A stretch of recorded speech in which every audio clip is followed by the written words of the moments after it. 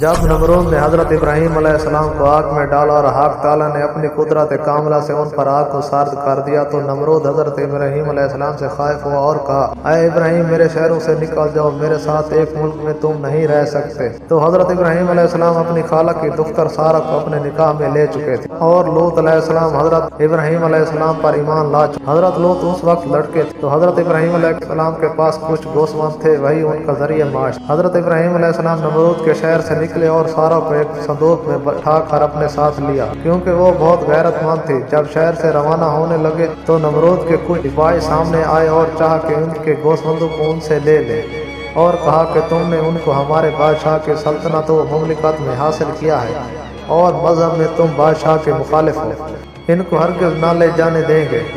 تو حضرت ابراہیم علیہ السلام نے کہا کہ میرے اور تمہارے درمیان بادشاہ کا قاضی فیصلہ کرے گا۔ اس قاضی کا نام صندوم تھا۔ اس کے پاس گئے، بادشاہ کے پایوں نے کہا کہ یہ شخص مذہب میں بادشاہ کا مخالف ہے اور جو کچھ اس کے پاس ہے اس نے ہمارے بادشاہ کے شہر میں کمایا ہے۔ یہ تمام سامان اور چیزیں ہم نہیں چاہتے کہ ہمارے ملک سے باہر لے جائے۔ تو صندوم نے کہا کہ جو لوگ سچ کہتے ہیں، اے ابراہیم جو کچھ تمہارے پاس ہے اس سے دستبردار ہو جاؤ۔ تو حضرت ابراہیم علیہ السلام نے فرمایا کہ اگر صحیح حکم نہ کرو گے تو ابھی مر جاؤ گے۔ تو صندوق نے پوچھا کہ حق کیا ہے؟ تو حضرت ابراہیم علیہ السلام نے کہا، ان سے کہو کہ جس قدر عمر میں نے ان چیزوں کو حاصل کرنے میں صرف کی ہے مجھے واپس کر دیں، میں یہ چیزیں ان کو دے دوں گا۔ تو صندوق نے کہا، ہاں ابراہیم علیہ السلام کی عمر ان کو واپس دے دی جائے تو پھر وہ چیزیں واپس کر دیں گے۔ یہ سن کر سپاہی دستبردار ہوئے۔ تو نمرود نے اطراف عالم میں لکھا کہ ابراہیم علیہ السلام کو کسی آبادی میں ٹھہرنے نہ دیا جائے۔ حضرت ابراہیم علیہ السلام روانہ ہوئے اور نمرود کے کسی سپاہی کے پاس سے گزرے جو کہ اس کی طرف سے گزرتا تھا، وہ اس کے سامان کا اس سے محصول لیا کرتا تھا۔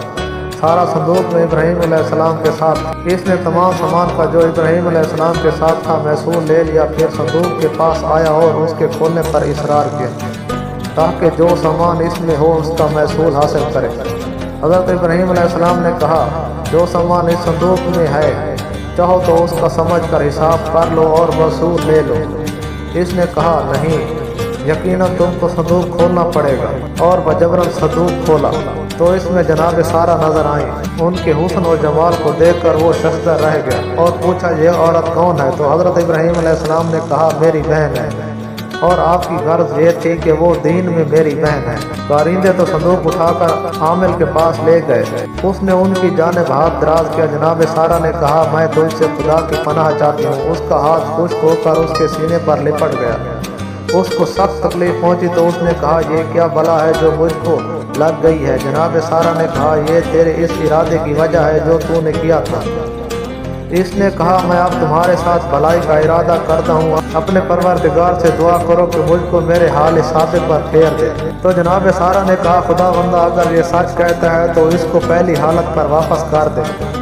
وہ پھر بدستور تندرست ہو گیا۔ اس کے پاس ایک کنیز کھڑی تھی۔ جناب سارہ سے کہا کہ یہ کنیز میں نے تمہاری خدمت کے لیے تم کو عطا کی۔ وہ حضرت ہاجرہ مادر اسماعیل تھی۔ حضرت ابراہیم علیہ السلام سارہ اور ہاجرہ کو لے کر روانہ ہوئے اور ایک گاؤں میں جا کر مقیم ہوئے جو لوگوں کے راستے پر واقع تھا، جہاں سے لوگ ہو کر یمن و شام اور اطراف عالم میں جاتے تھے۔ غرض جو شخص اس راستے سے گزرتا تھا حضرت ابراہیم علیہ السلام اس کو اسلام کی دعوت دیتے تھے، اور چونکہ یہ خبر تمام عالم میں پھیل چکی تھی کہ نمرود نے ان کو آگ میں ڈالا تھا اور وہ نہیں جلے، حضرت ابراہیم علیہ السلام کے پاس سے گزرتا تھا، آپ اس کی ضیافت کرتے تھے۔ حضرت ابراہیم علیہ السلام ان چند شہروں کی آبادیوں سے 7 فرق کے فاصلے پر مقیم تھے جن میں کافی درخت اور زراعت و نعمتیں تھیں۔ وہ تمام شہر قافلوں کے راستے پر تھے، اور جو ان شہروں سے گزرتا تھا ان کی زراعت اور میوہ میں سے ضرور کچھ لے کر کھایا کرتا تھا۔ شہر والے اس حال سے نالاں تھے اور اس کے روکنے کی تدبیر سوچتے رہتے تھے کہ شیطان ایک مرد پیر کی صورت میں ان کے پاس آیا اور کہا، کیا تم لوگ چاہتے ہو کہ میں تم کو ایسی ترکیب بتا دوں جس پر اگر تم عمل کرو گے تو کوئی شخص تمہارے شہر کی طرف رخ نہیں کرے گا؟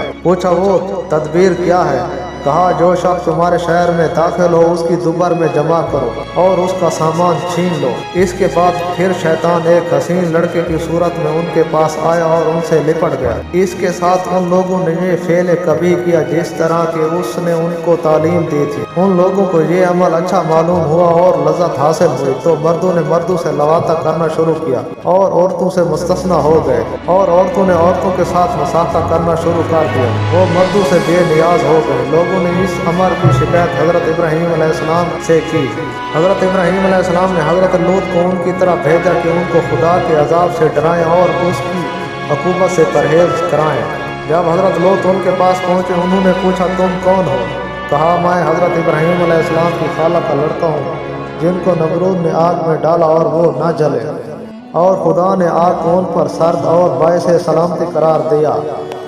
وہ تمہارے قریب ہی رہتے ہیں، لہذا خدا سے ڈرو اور اس فعل کبھی کو ترک کرو، نہیں تو خدا تم کو ہلاک کر دے گا۔ وہ سب اس بات سے خوف زدہ ہوئے اور ان کو جرأت نہ ہوئی کہ حضرت لوط علیہ السلام کو کوئی تکلیف پہنچاتے، لیکن جو شخص ان لوگوں کے رستے سے گزرتا تھا وہ لوگ چاہتے تھے کہ اس کے ساتھ فعل بد کرے، تو حضرت لوط اس کو ان کے ہاتھوں سے بچایا کرتے تھے۔ لوط نے انہی میں سے ایک عورت کے ساتھ نکاح کر لیا تھا۔ اس عورت سے چند لڑکیاں پیدا ہوئیں۔ جناب لوط ایک طویل مدت تک ان میں مقیم رہے اور ان کو نصیحتیں کرتے رہے، لیکن ان لوگوں نے قبول نہ کیا اور کہنے لگے کہ اے لوط، اگر ہماری نصیحت سے باز نہ ہوگے تو ہم تم کو سنسار کر دیں گے یا اس شہر سے نکال دیں گے۔ آخر حضرت لوط علیہ السلام نے ان پر بد دعا کی۔ ایک روز حضرت ابراہیم علیہ السلام اپنی قیام گاہ پر کچھ مہمانوں کی ضیافت کا سامان کر رہے تھے۔ کوئی چیز ان کے پاس نہ تھی کہ اچانک دیکھا کہ 4 اشخاص آپ کے پاس کھڑے ہیں جن کی شکلیں انسانوں سے مشابہ تھیں۔ ان 4 افراد نے سلام کیا۔ حضرت ابراہیم علیہ السلام نے جواب دیا اور سارہ کے پاس گئے اور کہا چند مہمان اور آ گئے ہیں جو انسانوں سے مشابہ ہیں۔ سارہ نے کہا ہمارے پاس ایک بچڑے کے سوا اور کچھ نہیں ہے۔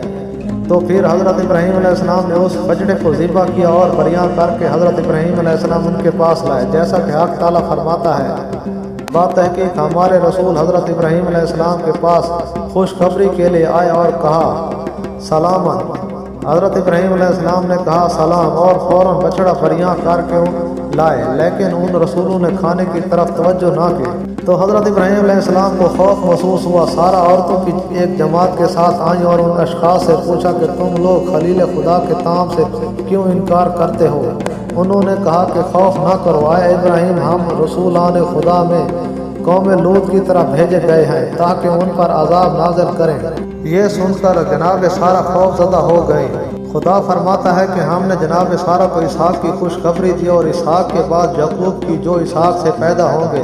تو سارہ نے ہاتھ منہ پر مارا اور کہا کیا مجھ سے بچہ پیدا ہوگا حالانکہ میں بوڑھی ہوں اور میرے شوہر بھی بوڑھے ہیں؟ یقیناً یہ عجیب امر ہے۔ جبرائیل علیہ السلام نے ان سے کہا کہ کیا تم تعجب کرتے ہو خدا کے امر سے؟ اور اے اہل بیت تم پر خدا کی برکتیں اور رحمتیں ہوں، بتحقیق کہ وہ عظیم المرتبت۔ جب حضرت ابراہیم علیہ السلام سے خوف رفع ہوا اور ولادت اسحاق کی خوشخبری ملی تو قوم لوط سے عذاب کے دور ہونے کی التماس میں مبالغہ شروع کیا اور جبرائیل علیہ السلام سے پوچھا کہ کس لیے بھیجے گئے ہو؟ کہا قوم لوط کو ہلاک کرنے کے لیے۔ حضرت ابراہیم علیہ السلام نے کہا لوط ان کے درمیان موجود ہیں، اس کو کس طرح ہلاک کرو گے؟ جبرائیل علیہ السلام نے کہا ہم بہتر جانتے ہیں کہ کون وہاں پر ہے، ہم اس کو اور اس کے اہل کو نجات دیں گے سوائے اس کی بیوی کے کہ وہ عذاب میں باقی رہنے والوں میں ہوگی۔ حضرت ابراہیم علیہ السلام نے جبرائیل سے کہا اگر اس شہر میں 100 مومن ہوں گے تو ان کو بھی ہلاک کر دو گے؟ جبرائیل علیہ السلام نے کہا نہیں۔ کہا اگر 50 ہوں؟ کہا نہیں۔ پوچھا اگر 10 مومن ہوں؟ کہا نہیں۔ حضرت ابراہیم علیہ السلام نے کہا اگر 1 مومن بھی ہو؟ کہا نہیں، جیسا کہ خدا فرماتا ہے کہ ہم نے اس شہر میں ایک بھی مسلمان کا گھر نہ پایا۔ حضرت ابراہیم علیہ السلام نے کہا اے جبرائیل اپنے پروردگار کے پاس ان کے بارے میں واپس جاؤ۔ پس خدا نے حضرت ابراہیم علیہ السلام کو وحی کی کہ اے ابراہیم ان کی سفارش سے باز آ جاؤ کیونکہ تمہارے پروردگار کا حکم آ چکا ہے، یقیناً ان پر عذاب آئے گا اور رد نہ ہوگا۔ پھر ملائکہ ابراہیم علیہ السلام سے رخصت ہو کر حضرت لوط علیہ السلام کے پاس آئے اور ان کے سامنے کھڑے ہو گئے جبکہ وہ اپنی کھیت میں آپاشی کر رہے تھے۔ हजरत लूत ने पूछा कि तुम लोग कौन हो? कहा कि हम लोग मुसाफिर हैं, आज रात हमारी ज़ियाफ़त कीजिए।